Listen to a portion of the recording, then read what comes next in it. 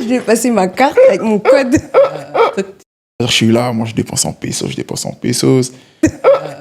Je fais que des allers-retours entre mon livret A et mon compte, je fais que des virements, tu vois, ça va vite. Oh, ma mère, elle aime beaucoup. Ah ouais. Après, il n'y a plus rien et c'est le moment de partir. Comme moi, c'est comme ça, j'ai mon argent. C'est-à-dire que il faut que je finisse, tu vois, à la fin. Il faut que je finisse.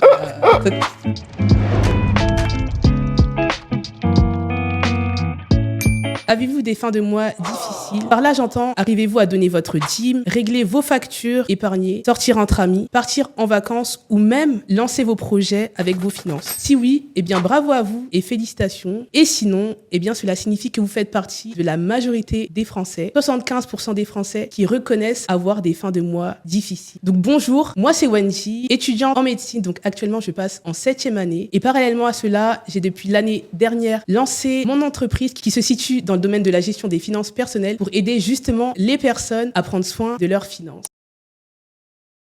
Aujourd'hui, je reçois avec moi deux jeunes talents chrétiens, donc Léa et Nathan, qui sont deux personnes ambitieuses, également chrétiennes. Et je les ai notamment connus grâce à leur livret de méditation biblique sous le nom de Jesus the Way. Donc bonjour Léa et bonjour Nathan.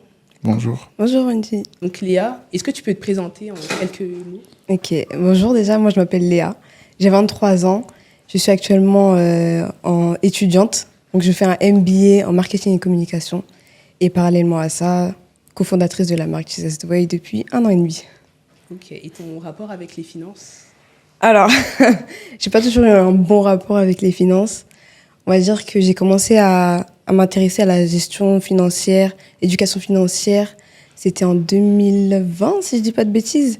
Et ma première expérience en tant que, on va dire, éducation financière, ça a été au sein d'une académie qu'on appelle I Am Academy, où j'ai pu vraiment voir les fondements de l'éducation financière. J'ai pu voir aussi que j'étais un peu trop attachée à l'argent, etc. Donc ça a été ma première expérience, mais pas la dernière. Donc après, on va de gloire en gloire par la grâce de Dieu. Mais voilà, ça n'a pas toujours été facile.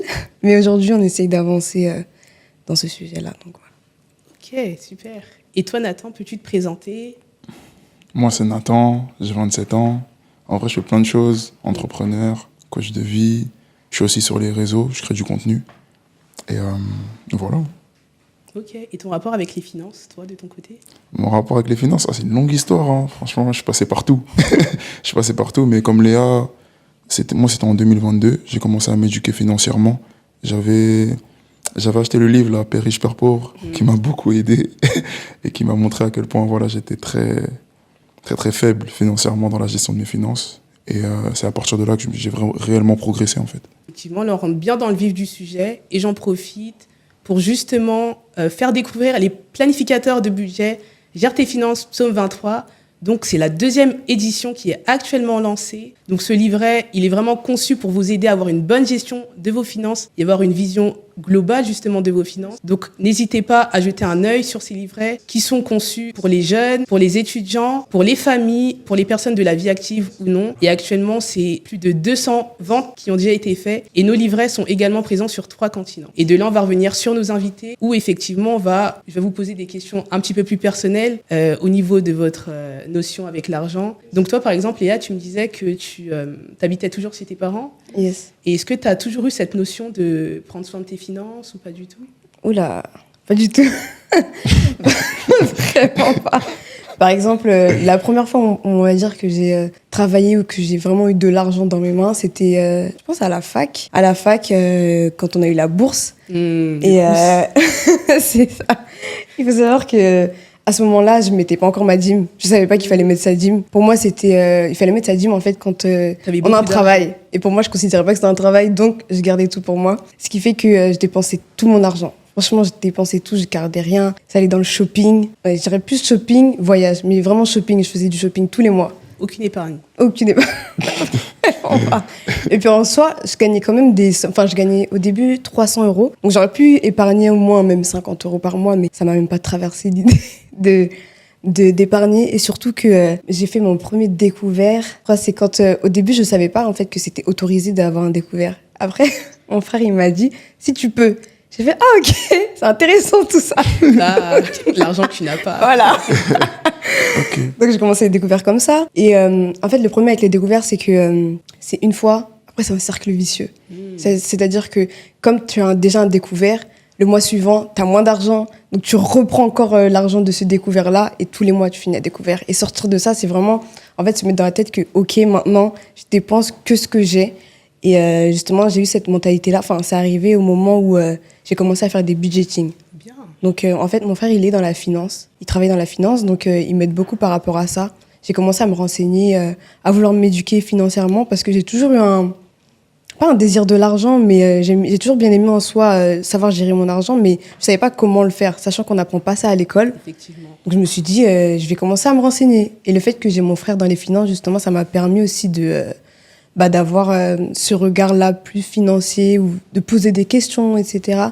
Et comme lui aussi, il parle anglais, donc il regarde souvent des vidéos en anglais, donc il m'a envoyé des vidéos, etc., des Américains qui faisaient des budgeting, tout Donc, ça. t'as eu du conseil C'est ça. externe qui t'a C'est ça, permis justement de tenir ce cap c'est ça. au niveau de tes finances, quoi. C'est ça, donc c'est comme ça que j'ai commencé aussi grâce à l'académie, comme je le disais, où forcément, comme c'était de l'investissement en fait, et quand on investit, on est obligé de savoir gérer son argent.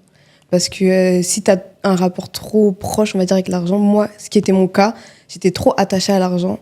Ça veut dire que j'étais arrivée à un niveau où maintenant je savais épargner, mais j'épargnais trop. C'est-à-dire que je donnais pas forcément.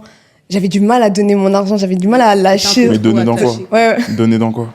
Même faire des cadeaux, j'avais du mal. Ok. Je voulais trop garder. Ok. Quand on dit dans la Bible, ceux qui épargnent à l'excès, je sais plus c'est quoi le verset, Oui, je vois. mais je me reconnaissais dedans. Ça veut dire que je voulais trop garder. J'aimais bien avoir de l'argent dans mon compte. Ok. Et du coup, ce qui fait que j'étais trop attachée à cet argent-là. Ce qui fait que dans l'académie, j'ai pu comprendre ça et me détacher de ça, parce que quand on investit, c'est de prendre un risque. Donc forcément, tu laisses de l'argent, si on peut dire ça comme ça. Donc j'ai appris à lâcher prise avec mon argent, même donner ma dîme, etc. Ouais.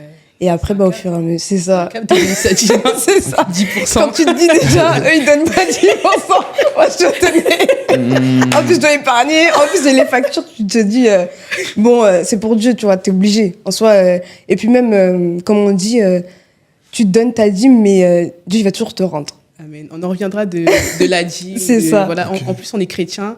Donc, c'est vrai que même, comme tu as dit, la dîme, c'est un investissement. C'est une ça. sortie d'argent à ne pas négliger. Mm. Donc, du coup, je rebondis sur Nathan.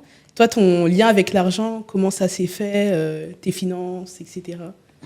Comme je l'ai dit quand je me suis présenté, je suis passé partout. Oui. Et ça veut dire que moi, j'ai touché de l'argent très tôt. Tu vois, j'étais très jeune et je touchais déjà de l'argent. C'est-à-dire que j'étais pas majeur, je touchais déjà le SMIC. Mais moi, c'était que j'étais pas du tout attaché à l'argent. Ok. C'est-à-dire que moi, j'avais ma paye, il faut que au 30, il faut que j'ai zéro.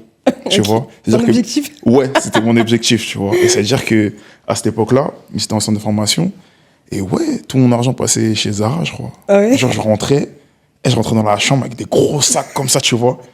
Et après, plus je grandissais et plus je gagnais de l'argent, et plus j'ai fait ça, en fait. Et j'arrivais jamais à mettre de l'argent de côté. C'est-à-dire, le seul argent de côté que je mettais, que j'arrivais à mettre, quand c'était le moment des vacances, c'est là que ça partait, tu vois. Là, c'était mort, tu vois. C'est-à-dire, j'arrive en vacances, j'ai un budget, mais dans les vacances, tellement là, faut kiffer. Le budget, il explose. Et moi, j'étais pas chrétien à cette époque-là.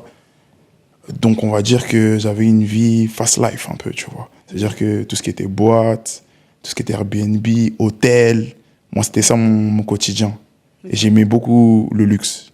Tu vois? Le luxe. Ouais, c'était moi.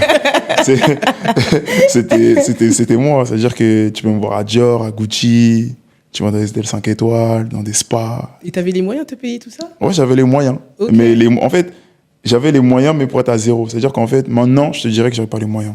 Parce que maintenant, j'aime bien pouvoir m'acheter les choses plusieurs fois. À partir de ce moment-là, je me dis, j'ai les moyens. Mais comme je vivais avant, j'avais pas les moyens. C'est-à-dire, j'avais 1 000 euros. Le mec, il me dit, bon, comment c'est le moment de payer. Je regardais dans mon portefeuille, genre, et je sortais 1 000 euros pile en billets, tu vois. Pour moi, c'est pas les moyens, tu vois. Dans le sens où je peux pas me l'acheter 2 fois, ce truc. Tu vois. Dans ce sens-là, pour moi, c'est ça, avoir les moyens. C'est-à-dire que tu peux acheter la chose plusieurs fois. C'est pas quelque chose, t'as besoin de réfléchir, calculer. J'avais des belles choses qui étaient coûteuses, mais en réalité, j'avais trop pas ça, spécialement les moyens pour moi. Ok. Et Dans le c'est sens où j'avais l'argent de l'achat, mais après l'achat, c'est chaud. Pas que c'est chaud, Bois de l'eau, mais... Ouais, voilà, tu vois. Genre, tu peux pas te l'acheter 2 fois. Tu peux pas te l'acheter 2 fois. Tu le sens passer, tu vois, tu le sens passer. Ok. Tu le sens passer. Et pour toi, c'est quoi qui a été du coup le déclic de tout ça, de te dire, ok, Est-ce que peut-être t'en es arrivé ou tu vois des progrès concernant Moi, vraiment, c'est Christ. Je te dirais vraiment, c'est Christ. Dans le sens où, avant que je le rencontre, j'ai commencé à me développer personnellement via le développement personnel. Après, j'ai rencontré Christ. Je me suis éduqué financièrement par la lecture de livres Père riche, Père pauvre que je t'ai dit. Et j'avais aussi une vie beaucoup plus calme, en fait. Okay. Je commençais, en fait, j'avais une vie j'étais beaucoup plus simple, tu vois. Et c'est-à-dire, à travers cette simplicité, j'avais beaucoup plus d'argent, tu vois. Et je me disais, je vais faire quoi avec ça? Et à ce moment-là, j'ai croisé l'éducation financière, qui m'a permis pour la première fois, économiser. C'était dingue pour moi. Genre, je voyais tout, 2000, 4000, 6000. Je dis, oh, ouais, c'est lourd. C'est mieux, en fait, tu vois. Mais comme j'avais avant d'être en crise, j'avais vraiment le mindset du monde qui faisait que je courais après l'accumulation de biens, on va dire. C'est-à-dire qu'il me faut encore plus de chaussures, plus d'habits, une plus belle voiture, etc., etc. Et après, je dirais qu'en fait, c'est Christ qui m'a réellement libéré de cet amour-là, qui m'a ramené à une vie simple. Et par la suite, j'ai pu bien gérer mes finances. Ok. Et vu que là, tu parles beaucoup Enfin, je sais que quand tu es sur les réseaux sociaux, tu fais beaucoup de tout ce qui est développement personnel, etc. Tu m'as l'air vraiment de quelqu'un de mature, posé. Est-ce que pour toi, avoir une bonne gestion de ses finances, justement, c'est un signe de maturité? Toi, qu'est-ce que tu en penses par rapport à tout ça? Moi, je dirais que les finances, ça en dit beaucoup sur ton caractère et la personne que tu es.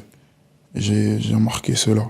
Mais après, je dirais que en fait, les finances, c'est vraiment complexe. Parce que tu peux te rendre compte qu'il y a plein de choses, plein d'habitudes que tu peux avoir par rapport à l'argent qui ne viennent même pas premièrement de toi. Des fois, ça vient de tes parents. Ça vient aussi de ton histoire, de ton enfance, de ce que tu as vécu, qui a fait que ça t'a donné beaucoup de croyances limitantes sur l'argent.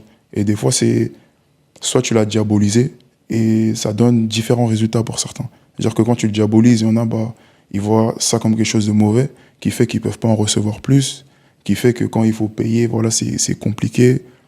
Et en fait, il y a plein de... En fait, c'est trop riche comme sujet au niveau des finances. Ok, ça dépend, c'est vrai. Et toi, Léa, est-ce que... Enfin, là, actuellement, tu gères mieux tes finances? Franchement, oui, parce que j'ai appris à faire des budgets, déjà, épargner, mais aussi, je dirais, la sagesse qui vient de l'esprit, la sagesse de Dieu, qui t'aide à mieux gérer tes finances. Et moi, c'est un sujet de prière même que je faisais, de demander à Dieu, aide-moi à gérer mes finances, parce que, en fait, j'ai compris aussi que, déjà, par mes finances, je peux faire beaucoup de choses pour lui.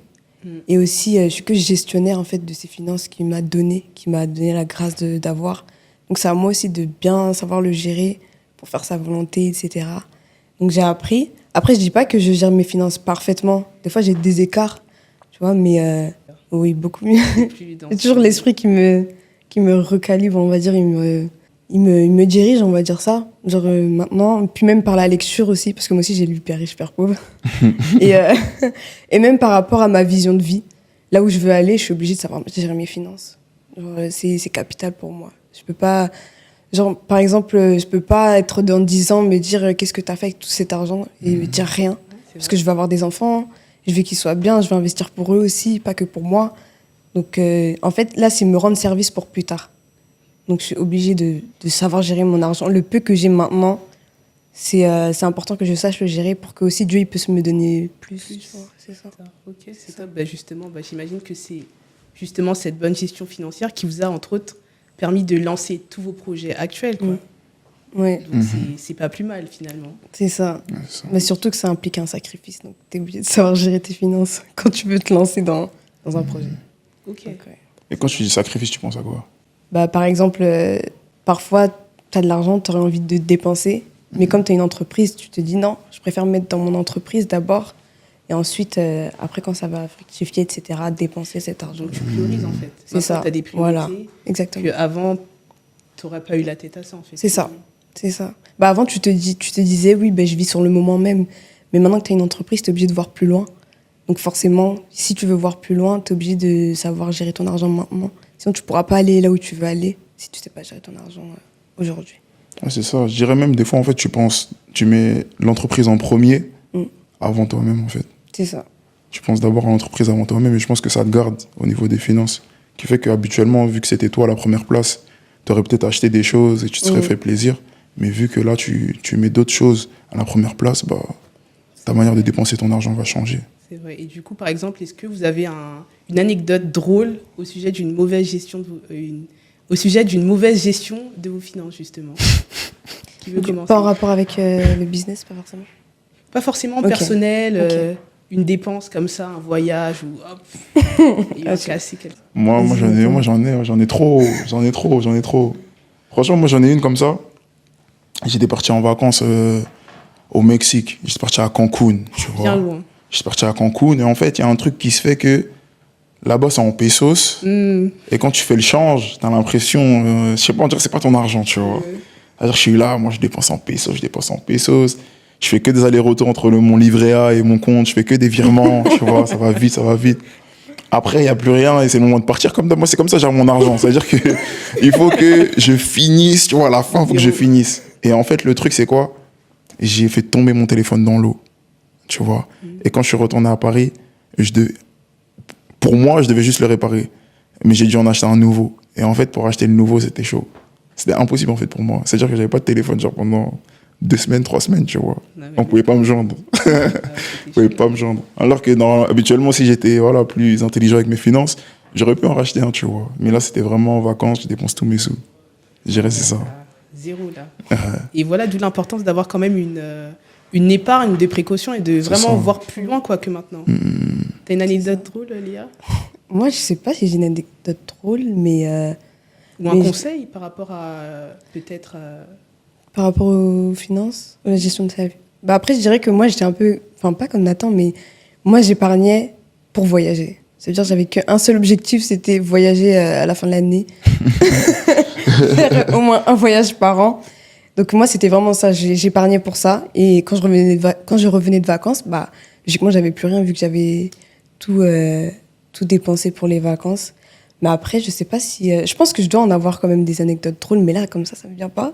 Ça me vient pas forcément en tête. Ok. Et par exemple, tu me disais que les premières sources de revenus que tu avais, c'était à l'université, tout ce qui était le Crous, etc. C'est ça. Est-ce que tu peux nous dire, par exemple, la plus grosse somme d'argent que tu as reçue et ce que tu en as fait? La plus grosse somme d'argent? Bah, soit j'avais pas non plus... j'étais pas échelon 7 ans. Donc, je savais pas. Non, mais je parle pas forcément que de la bourse. Que de la bourse. Oui, est-ce que, Ok. par exemple, tu as une somme d'argent que... Pour toi, c'était beaucoup, peut-être, nous, en tant qu'étudiants, peut-être recevoir 2 000 euros, ça peut paraître beaucoup, tu vois, alors que ça, c'est le salaire de salarié, par exemple. Mais est-ce que tu as peut-être reçu ce type de somme en travaillant et tu t'es dit, ah ouais, là, c'est le million, alors que c'est juste 2 000 euros, tu vois? Je dirais que non, pas forcément. Je pense que ça m'est arrivé pour la première fois, c'était avec Jesus the Way. D'accord. Mais avant ça, en vrai, j'avais toujours un minimum la tête sur les épaules, mais non, je claquais pas non plus des grosses sommes comme ça, non. Je pense que ça m'est jamais arrivé. Et toi, Nathan? Je suis là, quand à discuter, en fait, j'y réfléchissais. On va dire que certaines sommes qui, pour certains, peuvent être énormes ou peuvent se venir à un foyer, en vrai, bah, moi, je les avais juste pour moi et je les finissais très rapidement. Dans le sens où, ouais, je pouvais toucher 3 000, 4 000, 5 000 euros. Et en vrai, à la fin du mois, j'ai rien, tu vois. Juste parce que je me suis amusé. Comme je t'ai dit, Airbnb, soirée, meuf, habits, Gucci, Dior, tu vois. En vrai, ça va très vite. Et justement, vu que j'avais ce type de lifestyle, c'était que pour moi, l'argent, en fait, c'est pas beaucoup. C'est-à-dire, tu me dis 10 000 euros, pour moi, c'est pas beaucoup. Tu vois, tu me dis 5 000 euros, c'est rien pour moi, tu vois. Parce qu'en fait, mes 5 000 euros étaient alignés sur des choses qui étaient vraiment chères, en fait. Je sais pas si tu vois ce que je veux dire. Voilà, c'était un autre train de vie. C'est-à-dire que pour moi, c'était pas un truc de fou. Et c'est pour ça que je t'ai dit que quand je me suis présenté, j'ai eu tous les aspects, on va dire, avec l'argent. Parce que j'ai connu aussi avoir beaucoup d'argent et avoir pas beaucoup d'argent. Tu vois ce que je veux dire? Et du coup, bah, maintenant, j'ai un regard différent sur l'argent. Ok, ça marche. Moi, si tu veux, j'ai trouvé une anecdote. J'en ai deux. Il y en a une, je me suis fait avoir par, je sais pas si vous vous en souvenez, à un moment, il y avait beaucoup d'arnaques, les faux chèques, etc. Ah ouais, tu t'es fait scam. Non. Attends, c'est que t'aimes trop l'argent. Tu vois, ceux qui se font scam, c'est les gens, ils aiment trop l'argent. Genre, en gros, on leur dit, ouais, tu vas faire ça, tu vas avoir 2 000, 5 000 euros. Ah ouais. Moi, c'était pas ça. C'est genre, en plus, je crois que ma mère, elle aime pas au courant. Ah ouais. Enfin, elle est au courant, mais j'avais grave menti. Ouais, t'as pas tout dit. En mode, il y a un gars, il est venu me parler. Enfin, je crois que je l'avais sur Snap. Ok. Et je voyais, il disait, oui, t'as juste à... Je vais juste mettre de l'argent sur ton compte, etc. Et t'auras cet argent-là. Attends. Ce qui s'est passé... Attendez, je vous explique. je lui ai passé ma carte avec mon code. T'as trop Et je crois qu'il il avait mis 1000 euros, je crois, dedans, un truc comme ça. Je me suis acheté une paire. Une vieille somme en plus. Non, parce qu'en fait, je l'ai arrêté avant. Dans le sens où je crois qu'il allait mettre plus. Il a mis. Je crois, après BNP, eux, en fait, ils regardent tout. Tous nos comptes, ils regardent. Dès qu'il y a quelque chose de pas normal, ils t'appellent directement. Ok. Donc, il avait eu le temps de mettre, je crois, 1000 euros, un truc comme ça. Et je crois qu'il avait peut-être même mis plus. Et je sais que j'avais eu le temps d'acheter une paire, une Jordan 11, je crois. Mais Et il j'avais t'avait pas acheté dit de des retirer. AirPods. Et t'avais pas dit de retirer, lui donner en Non. espèces. Ah Mais ouais? non, il avait ma carte. Ah, Non, je donc crois lui, il a fait. je crois qu'il avait ma carte avec le code. Et du coup, il avait mis l'argent sur mon compte et je crois qu'il l'utilisait ou un truc comme ça. Je sais pas, ça date un peu. Et moi, j'avais acheté une paire de chaussures avec et des AirPods. Je sais plus c'était quel AirPod, mais j'avais acheté des AirPods. C'était bien pour 1000 euros. Et après, du coup, j'ai compris que, genre, je crois que j'étais en moins, je sais plus combien. Et ça, enfin, faut savoir que moi, les moins, ça me stresse. Genre, déjà, j'étais à moins 100, ça me stressait. Je vois des moins 500, j'étais en stress. Du coup, j'appelle ma banque, je fais opposition, etc. Et genre, je fais genre, oui, je me suis fait arnaquer, etc. Ils m'ont dit, oui, mais comment ça se fait que la personne, elle a eu ton code et qu'elle ait pu faire des achats avec ta carte? Je fais, non, je me suis fait voler. Bref, j'ai magouillé un peu, j'ai menti un peu. Après, BNP m'a remboursé un peu une part, pas tout. Les achats que j'avais fait sur Internet, je crois qu'ils n'ont pas remboursé. Mais ils ont remboursé quand même une grosse part. Donc, ouais, je me suis fait arnaquer. Ah, ça va, c'était gentil, hein. Ah, ils étaient Non, en gentils. vrai. Ah, moi, je connais des gens, là, jusqu'à ça, ils sont encore en train Au de début, rembourser, tu vois. je voulais porter plainte. Je voulais porter plainte, mais mon frère, il m'a dit non et tout, ça sert à rien, tout ça. Donc, j'ai laissé. Et après, j'ai laissé comme ça. Mais franchement, en vrai, par la grâce de Dieu, ils m'ont pas trop pris. Parce que moi, me retrouver avec des moins 10 000, non, moi, je peux pas. Ah, moi, je te dis, t'as eu de la chance. Moi, je peux pas. Moins 10 000, tout ça sur le compte, je peux pas. Moi, Au moins, ça t'a servi d'expérience. Ouais. Là, c'est plus jamais, quoi. Non, ouais. Genre là, c'est une fois, pas deux. C'est ça. Il y en a, c'est des 30 000 euros. Hein. Ah ouais, non. Eh, tu J'ai merci. dit ça devant mes yeux. Ah, c'est bon, t'as fait. Ok, trop. Pouah, il casse son téléphone en mode c'est fini, tu vois. Je l'ai eu là, c'est fini. Tu vois, je dis ah ouais. Non. Ah ouais. En tout cas, ceux qui font ça là, vous avez pas de cœur, franchement. Vraiment. Ils font ça des parents de famille et tout. Après, tu dis non, c'est trop. On en rigole, mais c'est coup, pas. voilà. C'est pas drôle. C'est non, pas on marrant, rigole, mais c'est pas drôle. marrant. Non. Mais là, je pense que c'est bon. Les gens, ils peuvent plus faire ce genre Ça d'arnaque. marche encore. Ah ouais? Ça marche encore, je te promets, ça marche encore. Je dis, Ok. ah ouais. Mais ouais. Du coup, on peut effectivement avoir une bonne gestion de ses finances, mais manquer d'argent, est-ce que vous avez une anecdote par rapport à ça? Moi, je dirais que oui. Dans le sens où, par exemple, par rapport aux affaires, parfois on a des idées, etc., ou des choses qu'on aimerait faire, mais avec, par exemple, une source de revenus, au bout d'un moment, on est limité. C'est vrai. Et c'est pas possible d'aller à un certain niveau. Au-delà de nos moyens, quoi. C'est ça. Donc moi, je dirais plus au niveau business. Hmm. Après, je pense qu'au niveau personnel, c'est plus une question de, comme il a dit Nathan, une question de mindset. C'est-à-dire ne pas vivre au-dessus de ses moyens. Par exemple, si on sait qu'on n'a pas les moyens de faire ci, faire ça, tu vas pas te dire, je vais le faire. Enfin, moi, je dirais vivre selon les finances que tu as. Pas vivre au-dessus de ses moyens. Même vivre en dessous de ses moyens, c'est mieux, c'est même mieux. Eh, mais ce que tu dis, c'est grave pertinent parce que je crois qu'il y a beaucoup de personnes qui n'arrivent pas à gérer leurs finances juste parce qu'ils n'arrivent pas à dire j'ai pas de sous en fait. C'est ça. Je peux pas me le permettre. Mm. Et je sais qu'il y a beaucoup d'amis à moi qui essayaient de me suivre, à assumer, on va dire, mon train de vie. Mais en vrai, quand tu fais ça, tu te tues. Et il y a beaucoup de personnes qui se tuent financièrement juste parce qu'ils n'arrivent pas à dire j'ai pas de sous. Mm. Ou si je viens avec toi, ou si je me paye cette sortie, après je n'ai rien. Et je préfère garder. Et on dirait c'est comme une honte qu'il y a dans le fait de ne pas pouvoir se permettre, tu vois. C'est Ils ça. savent pas dire non, en fait. C'est ça. C'est la société aussi qui amène ça parce que, surtout avec les réseaux, forcément, tu as envie d'avoir un train de vie qui est luxueux, qui est beau, etc. Mais parfois, quand tu n'as pas les finances, vaut mieux se dire. Après, moi, je préfère me dire c'est une saison. Dans le sens où, là, je suis dans cette saison, je gagne telle somme, mais je sais que je ne serai pas toujours dans cette saison-là. Je serai amenée à gagner plus, justement, si j'arrive à me gérer maintenant. Et je pense que ça démontre aussi d'une maîtrise de soi. C'est vrai, hein. Être capable de se maîtriser et savoir, comme a dit Nathan, savoir dire non, en fait. Parfois, t'as pas les moyens, il faut dire non, ne pas avoir honte. Et je pense que, en fait, le truc, c'est que la société, elle nous a trop mis ça comme une honte, le fait de pas pouvoir se permettre de partir en vacances, etc.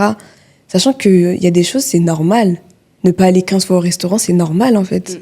Et c'est vrai que, moi, je dirais que c'est aussi dû à la société, aussi dû à l'entourage. je Et même pense. par rapport à ce que tu dis, moi j'aimerais bien rebondir sur justement mon témoignage personnel. Donc moi je suis encore étudiante et l'année dernière du coup j'ai déménagé toute seule.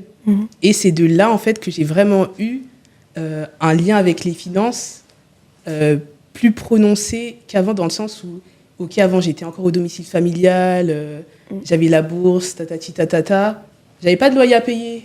Mais quand j'ai déménagé toute seule, encore étudiant, donc qui dit étudiant dit faible source de revenus, donc avec 765 €, j'ai dû justement payer mon loyer, mes différentes factures, faire des budgets courses et un peu épargner. Et c'est même de là que m'est venue l'idée justement de créer ces planificateurs de budget. Ok. Et c'est vraiment par rapport à ce peu d'argent que j'avais que je me suis dit, ah ouais, l'argent quand même, c'est chaud, quoi, faut le faire, quoi. Et même par rapport à ça, je me souviens, il y avait des mois où, genre, je notais mes différents budgets et, genre, dans ma catégorie plaisir, il y avait écrit 20 €, tu vois. C'est ça. Ok. Mais parfois, c'est dur aussi de se Et dire. parfois, je m'achetais un grec, c'était luxe.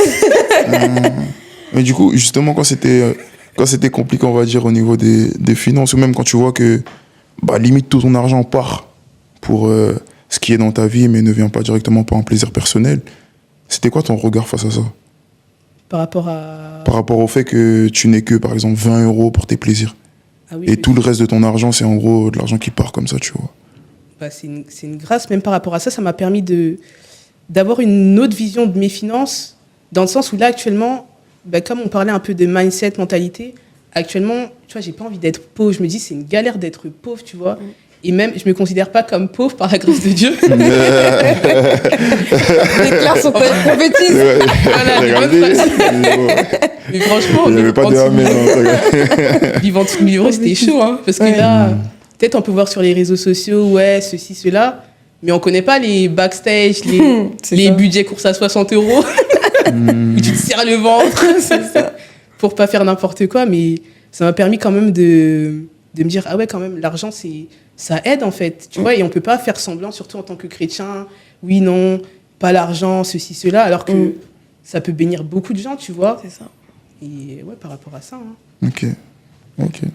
Non, c'est intéressant, hein, comme tu l'as dit. Et même, ça peut arriver aussi dans le monde chrétien de ne pas vouloir parler d'argent ou de diaboliser l'argent. C'est trop tabou. Je trouve. Mais comme tu l'as dit, hein, moi j'ai la même mentalité. Je suis pas là pour souffrir. Tu vois. Ça me rend pas plus spirituel. Ou, tu vois. C'est vrai, surtout en tant que chrétien où le sujet il peut être un peu tabou, mais c'est nous aussi, on prie pour être prospère, tu vois. C'est ça aussi. En fait, je pense qu'on prie trop, genre, la richesse, venez, les finances. Mais moi, je vais dire une chose, peut-être les gens ne vont pas aimer, c'est pas tout le monde qui sera riche, déjà, malheureusement. Parce qu'il y a des personnes, quand Dieu va mettre l'argent dans leurs mains, C'est ça. ils vont adorer l'argent, on ne sait pas comment leur cœur va s'endurcir, etc. Il y a des gens, ils ne seront pas riches à cause de ça, en fait. Parce que, et aussi, je trouve que on prie beaucoup pour être prospère, mais est-ce qu'on prie pour savoir gérer aussi cette prospérité? C'est ça. Parce que déjà, on ne sait pas gérer nos 10 €. Maintenant, on veut des 10 000 €. Mais déjà, si tu ne sais pas gérer ce que tu as maintenant, si tu n'es pas fidèle dans ce que tu as maintenant, tu ne peux pas gérer des grandes choses. Donc, Mais- commencer déjà maintenant avec ce qu'on a, le peu qu'on a. Et après, bah, Dieu nous donnera plus. Il verra qu'on sait gérer ça. OK, maintenant, tu peux aller plus haut. C'est vrai. Mais est-ce que vous pensez que au niveau de la prospérité, est-ce que la prospérité quand tu es en Christ, elle est différente que la prospérité quand tu es dans le monde? Ouais, moi, je dirais que oui. Parce que dans le monde, on associe déjà beaucoup la prospérité à que l'argent matériel, etc. Mais en Christ, ça va beaucoup plus loin en soi. Quand on dit prospérité, pour moi, c'est prospérité aussi dans la santé, prospérité spirituellement, prospérité dans beaucoup plus d'aspects que l'aspect financier ou matériel. Parce que quand on dit, je souhaite que tu sois prospère à tous égards, c'est bien beau d'être riche, mais si tu es malade, au final, tu peux pas acheter ta santé. Donc quand on dit prospère à tous égards, c'est prospère dans tout ça, et pas que dans les finances, en fait. C'est vrai, il faut voir au-delà. Hein. C'est ça. Bien que, bah, c'est sûr, les finances, c'est important, la santé, c'est important. Mon Saint-Esprit est de moi. Bah, du coup, c'est vrai que en tant que jeune, on peut avoir une gestion financière un peu bancale dans le sens où on est souvent dirigé par nos émotions, faire des achats compulsifs. Et toi, Nathan, en tant que coach, est-ce que tu aurais un mot à donner à tous ces jeunes qui n'arrivent pas forcément à se maîtriser au niveau de leurs achats? C'est-à-dire qu'ils achètent, ils font des achats compulsifs Exactement. qui se répètent et se répètent. Ok, Et toi-même, tu es passé par ça. Hein. ouais, je suis passé par ça. Moi, je dirais qu'il faut il faut en fait repérer la source. Et une fois que tu auras repéré la source qui crée ce sentiment de vouloir acheter avec compulsivité, et ben, il faut juste, quand tu l'as repéré, la traiter et trouver une autre solution à cela. C'est-à-dire que toi, par exemple, je sais pas, quand tu es triste, tu as directement envie d'aller acheter un McDonald's, tu vois. Et ben, on va voir quelles sont les situations qui amènent ces tristesses. Et quand on va comprendre quelles sont ces situations, on va essayer de mettre des barrières pour s'en protéger. Et si tu arrives dans cette situation, on va travailler aussi comment tu vas y répondre. C'est-à-dire que par habitude, c'était dépenser avec compulsivité, mais maintenant, on va trouver une autre alternative, en fait. Ok. Merci déjà, Nathan et Léa, pour nos interventions qui étaient très riches. Merci à et toi. Là... Merci à toi. Et là, du coup, on va passer à notre session quiz, d'accord ou pas d'accord. Et là, je vais vous poser quelques questions. Okay. Et on va essayer de débattre ensemble si on est d'accord ou pas d'accord. Ok. Donc, premier quiz, la maîtrise de son budget, est-ce que ça passe par connaître ses sources de revenus et ses dépenses? Est-ce que vous êtes d'accord par rapport à ça ou pas d'accord? De connaître justement ce qui rentre, ce qui sort. Moi, je suis d'accord. Complètement d'accord. Parce que déjà, quand on ne sait pas où... quand on n'a pas une connaissance de là où va notre argent, déjà, comme Nathan il a dit, tu ne pourras pas déjà bloquer, entre guillemets, ce qui est mauvais. Enfin, tu ne pourras pas juger qu'est-ce qui est une bonne dépense, une mauvaise dépense, parce que déjà, tu ne sais même pas où va ton argent. Donc, forcément, pour moi, c'est super important de savoir où va ton argent, déjà, dans un premier temps. Donc, d'accord. Et de là, est-ce que toi, tu as des méthodes particulières Oui, après, moi, budgeting, la base. Et en vrai, oui, c'est ça, budgeting et prioriser. Ok, de manière digitale ou papier Franchement, moi, je dirais les deux. J'utilise les deux, mais j'aime bien aussi la version papier. Mais la version digitale aussi, c'est bien parce que comme je l'ai sur mon téléphone, dès que j'ai une dépense, je peux noter directement.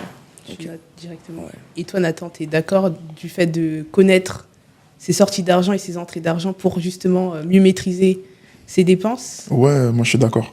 Je suis d'accord parce qu'en fait, ça me fait rire parce que moi je savais même pas ce qui se passait sur mon compte. Et quand je voyais que je payais des abonnements, que ça soit sur tu vois, iPhone, ça va vite en fait, tu vois. C'est-à-dire que des fois, le truc il est gratuit, mais au bout de 2 mois, ça passe. Et moi je regardais pas mes comptes. Et c'est-à-dire que même 50 € qui partent, moi je les vois pas. Et c'est-à-dire que quand j'ai commencé à regarder ce qui rentrait, les dépenses que j'avais, je me suis dit, ah ouais, juste en faisant ça, j'avais des économies. Et moi je dirais que ne pas savoir ce qui sort, ne pas savoir ce qui rentre, c'est comme si tu marchais les yeux bandés en fait. Comment tu peux te diriger? C'est vrai, comme un aveugle quoi. Ouais, c'est mort. C'est ça. Donc c'est mieux d'avoir les yeux fixés sur quelque chose qui justement pourra mieux nous diriger, on va dire. C'est ça. Ça te donne ton cadre. Exact, ça te donne ton cadre. Ça. Ok, super. Deuxième question. Let's go. Alors la deuxième question c'est, Dieu ne s'intéresse pas à nos finances, il veut juste qu'on paye la dîme. D'accord ou pas d'accord? Je suis pas d'accord. On parle de quel Dieu là? C'est Baal. Alors qui veut intervenir en premier? Moi je dirais pas d'accord. Pas d'accord. Parce que Dieu, ce qu'il importe, c'est. En fait, moi, ma vision de la dîme, elle est complète. On va dire, ça m'a libéré dans le sens où, pour moi, c'est pas mon argent. Exactement. C'est l'argent que Dieu me donne. C'est-à-dire qu'il y a sa part dedans. Et c'est-à-dire que moi, par la grâce de Dieu, directement, quand j'ai donné ma vie à Christ, on a eu une bonne relation avec la dîme directement. Genre, on s'est très vite compris, donc ça a été. Parce que j'ai compris que l'argent que je recevais n'était pas un dû pour ma propre personne. Dieu me faisait une grâce, je lui rends tout simplement, tu vois. C'est vrai, moi je suis d'accord avec toi, mais je suis pas d'accord au fait que Dieu veut juste qu'on paye la dîme. Ouais, c'est donc ça. Même par rapport à rebondir ce que tu as dit, c'est vrai dans le sens où, même toi Léa, tu avais dit qu'au début tu avais du mal à payer ta dîme, etc. Tu comprenais pas vraiment. Et moi aussi ça a été mon cas. Et comme a dit Nathan, pour moi, l'argent que je reçois, c'est pas mon argent. Donc même par rapport à ça, Dieu il a sa part dedans. Et même si tu dois payer ton loyer, c'est pas ton argent, paye ton loyer mon frère, tu vois. Au bout d'un moment, tu peux pas vivre comme si c'était que ton argent, t'as des obligations à tenir, et ça c'est très important. Voilà. Et par rapport à ça, Léa, tu veux revenir sur la question? Moi du coup je suis pas d'accord non plus, parce que déjà premièrement, Dieu s'intéresse à tout ce qui nous concerne. C'est ça. Donc pas que, comment dire, c'est pas un Dieu égoïste. Preach. Donc, ouais, il s'intéresse à tout ce qui nous concerne, donc c'est faux. Et je dirais qu'il sait que l'argent, on va dire, c'est le nerf de la guerre de nos jours-là. Enfin, même depuis avant. Hein. Et il sait aussi que par cet argent-là, par une bonne gestion de cet argent, on peut aussi amener les âmes à Christ, on peut faire descendre la gloire de Dieu, on peut faire beaucoup de choses si on a des projets, etc. Sans argent, on n'aurait pas pu faire ces projets, tout ce qu'on a pour sa gloire. Donc, il s'intéresse à notre argent et pas que à la dîme. Malgré le fait que la dîme, pour moi, c'est pas que j'avais du mal à payer ma dîme, c'est que je savais pas en fait qu'il fallait payer sa dîme. Enfin, je suis née dans une famille chrétienne, donc j'entendais la dîme, etc. Mais pour moi, c'était vraiment quand t'as un CDI, tu payes ta dîme. Avant ça, là, t'as pas besoin. C'est pas pour toi. Mais comme Nathan. En fait, c'est ce qui t'a arrangé en fait. Il y avait écrit dans la Bible. C'est quoi le verset? C'est quoi le verset? Écrit revenu, c'est la bourse. Quand tu commences à penser comme ça, t'as vu, c'est. Je joue avec les mots, c'est écrit la bourse, donc. C'est bancal déjà. Quand on parle de ça, tu commences à t'énerver, tu vois, c'est. Du coup, une fois que j'ai compris ça, pour moi, c'était une obligation. Il n'y avait pas de non. Moi, j'ai mis ma dîme directe et il y a juste une fois où j'ai pas mis ma. Enfin, c'est pas que j'ai pas mis ma dîme, mais j'ai failli, entre guillemets, ne pas la mettre. C'est parce que je l'ai pas mise directement dès que j'ai reçu mon salaire. J'ai attendu, j'ai dépensé, etc. Après, je me suis rendu compte que, il faut mettre sa dîme. Et du coup, tu vas pas voler Dieu. Donc, t'es obligé de mettre la somme, la vraie somme. C'est ça. Donc, je crois que j'ai dû pêcher dans mon épargne ou un truc comme ça. Mais du coup, je me suis dit plus jamais. Maintenant, dès que je reçois mon salaire, la dîme direct. Franchement, on paye Dieu d'abord. Après, le reste, on verra. Et même par rapport à ça, on voit que Dieu, il a toujours été fidèle avec nous. Voilà. Et justement, on ne manque de rien. C'est ça. Et effectivement, comme tu as très bien dit, et que la Bible dit, c'est que Dieu, justement, il veut qu'on prospère à tous les égards. C'est ça. Et on voit très bien la main de Dieu dans tout ce que nous faisons. Donc, donnons nos dîmes, payons nos dîmes. Mais même, par exemple, pour la dîme, moi, j'ai remarqué aussi quand je l'ai donnée, ça m'apportait une certaine discipline. Et je me suis rendu compte que j'arrivais à donner ma dîme. Et j'arrivais aussi à économiser. Et j'arrivais aussi à me faire plaisir. Alors qu'avant, j'arrivais même pas à économiser. Et je me suis rendu compte qu'à travers peut-être le fait de donner ma dîme, ça m'a aussi discipliné dans d'autres aspects de ma vie, tu vois. Dire vraiment, si vous écoutez ça, vous ne donnez pas votre dîme, je vous encourage à donner votre dîme, les gars, c'est important. Alléluia.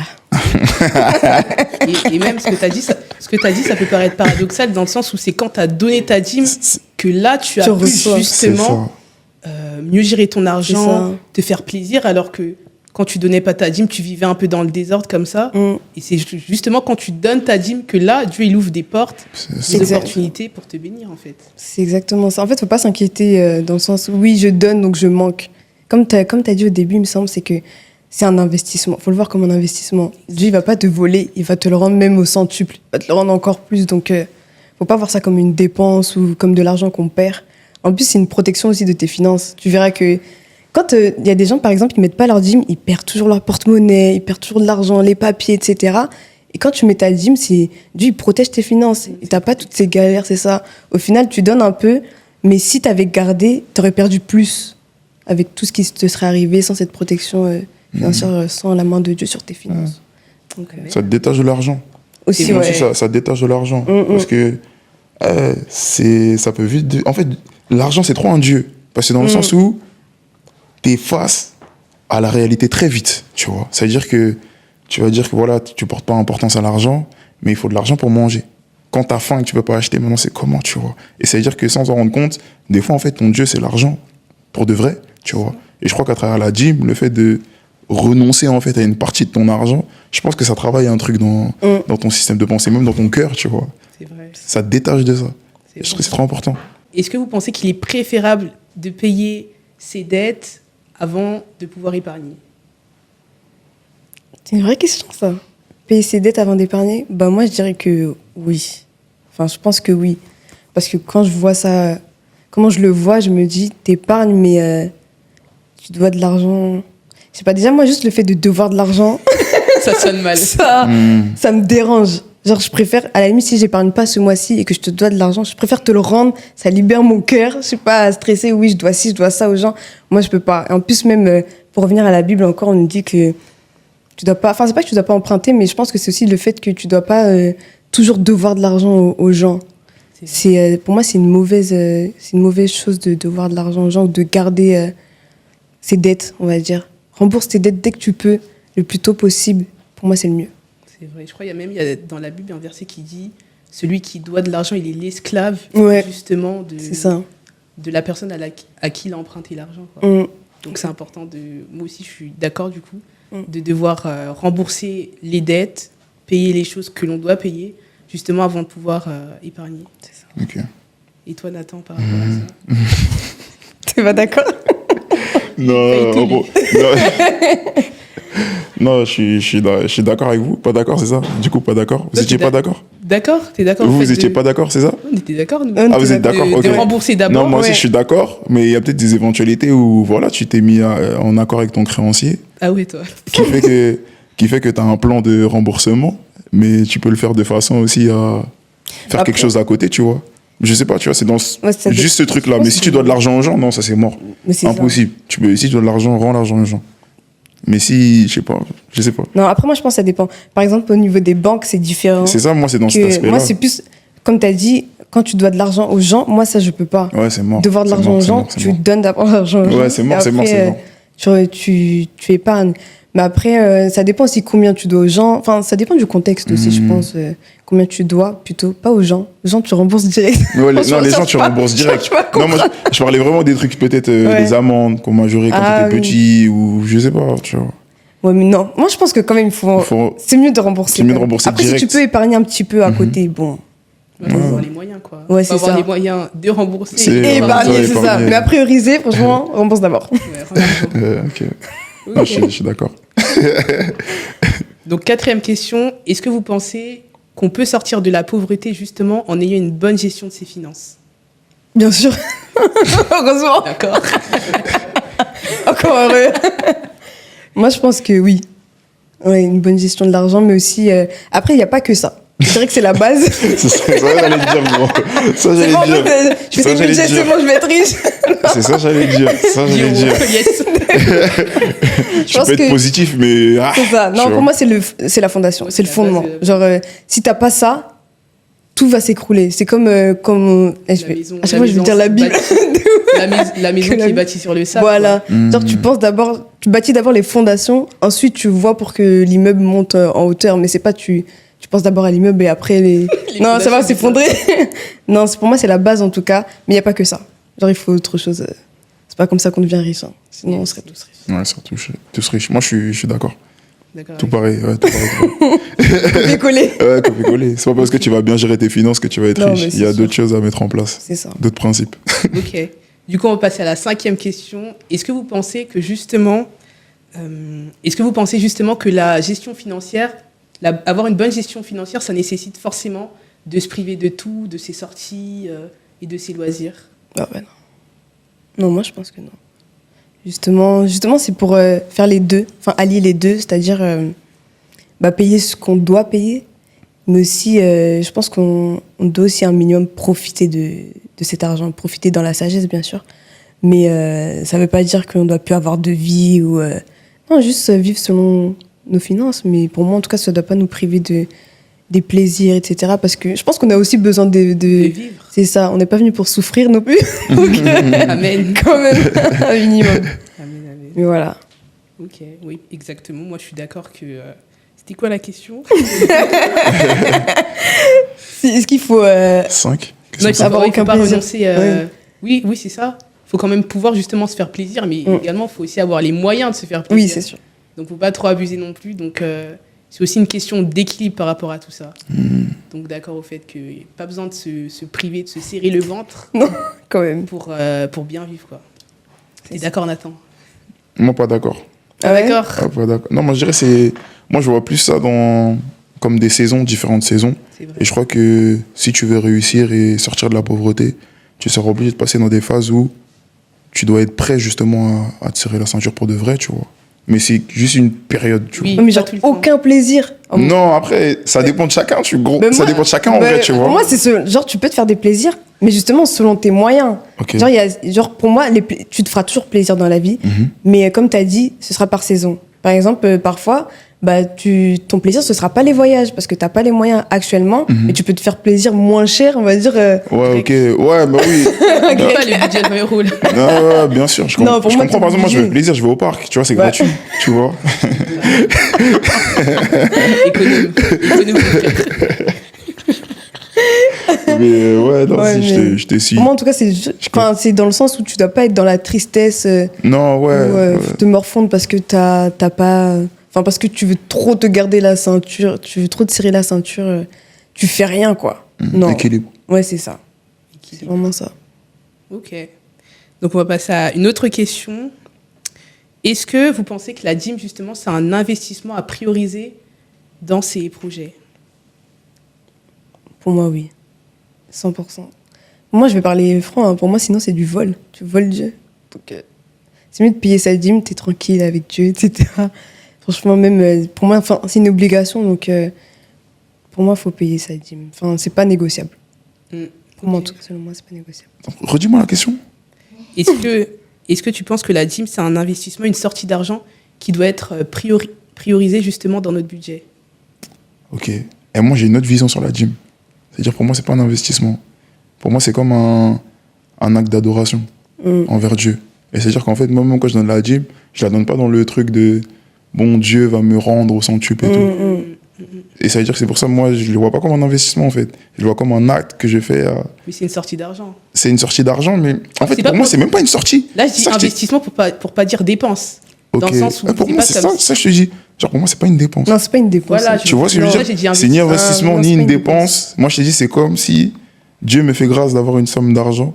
Et dans cette somme d'argent, il y a déjà sa somme d'argent. Point barre. C'est comme si il y a ton argent avec la gym. Bon, en fait, moi, je compte juste mon argent, en fait. Mon argent, entre guillemets. Mais voilà, tu vois, genre la gym. En fait, c'est comme si elle n'est pas là. Genre, elle n'est pas là dans mes comptes, etc. Même dans comment je vois les choses, elle n'est pas là. C'est pour Dieu seulement. Et quand je la donne, c'est vraiment par amour. Oui, par amour pour Dieu. C'est par amour pour Dieu. C'est même pas dans l'histoire de. C'est par amour Si je pour donne Dieu. stratégiquement, Dieu Et va après, me. donc, Dieu. Non. Donc, quand je vais faire ça, C'est Dieu, ça. c'est Sans fin. Dieu va ton cœur. Hein. C'est ça, c'est feinter Dieu et rajouter des mauvaises semences dans De ton ouf. cœur, tu vois. Quand tu vas te lever, tu vas voir ton compte, tu vas dire, mais Dieu, là, j'ai donné ma gym. J'ai donné ma gym, c'est quoi? Non, Donner c'est pour pas ça. recevoir. C'est pas comme ça, tu vois. Lire la Bible, là, non. C'est pas comme ça. Ok. Est-ce que vous pensez, du coup, est-ce que vous pensez que Dieu il bénit tout ce que l'on sait gérer et justement il peut nous arracher ce qu'on gère mal? C'est une bonne question. Moi, je dirais ça dépend. Oui et non. Parce que Dieu fait grâce, et heureusement. Mais il peut arriver des situations où tes actes ont été une semence, et là, c'est le moment de récolter. Mais en vrai, c'est pas Dieu qui te punit en soi. C'est juste Le résultat. la loi de la semence et de la récolte, tu vois. Donc, je dirais oui et non, je dirais non. Je dirais non à cette question. Ok. Et même pour revenir à ça, dans la parabole des talents, où il y avait plusieurs serviteurs qui ont justement reçu différents talents selon leurs capacités. Et justement, le maître, quand il était revenu quelques mois plus tard, deux d'entre eux, ils avaient justement bien géré ce que ce que leur maître leur avait donné. Yes. Et il y avait le serviteur qui a été justement, comment il avait décrit T'es avare, il avait caché son sou voilà, dans la c'était terre. le méchant serviteur, Yes. où justement il avait caché le talent justement que son maître lui avait donné, et il lui a même repris ce talent-là, et il l'a donné à ceux qui savaient mieux le gérer, quoi. C'est vraiment par rapport à ça où... Mais là, on va partir dans une méditation. Là, c'est vrai, hein. Bien, part en finance, Réma. bien. Il faut partir en méditation, là, carrément. Mais, je sais pas. Moi, je pense que, comme Nathan l'a dit, c'est... De toute façon, Dieu, il fait ce qu'il veut. C'est Dans le vrai. sens où, parfois, on comprendra pas tout. Et il agira différemment que ce que nous, on aurait fait. Donc, je dirais que... Ah, non, là, faut aller en méditation. Faut méditer. Je peux pas, genre... Non, franchement, c'est ta vision de comment tu vois Dieu aussi. Hein. Ouais. Tu vois. Bah, c'est comme les deux premiers, par exemple, eux, ils connaissaient Dieu. Enfin, leur maître, Yes. tu vois, qui représente Dieu, on va dire. Mais ils le connaissaient, c'est pour ça qu'ils ont su, en gros, ce qu'il fallait faire avec ce que ce que leur maître leur c'est- avait donné. J'aime bien ce que tu dis parce que quand celui qui avait qu'un seul qu'avec une seule pièce, il parle de son match, il dit tu es méchant, je savais que tu étais méchant, etc. Et tout, alors que les deux autres n'avaient pas ce mindset-là. C'est ça, C'est-à-dire que la vision de Dieu qu'ils avaient était différente, c'est ça. qui a donné un autre résultat, tu vois. Et j'aime bien parce que même à ce moment-là, on t'apprend le fait de mettre ton argent en banque et d'avoir des intérêts d'investissement, tu vois. Donc en vrai, Dieu est dans l'argent.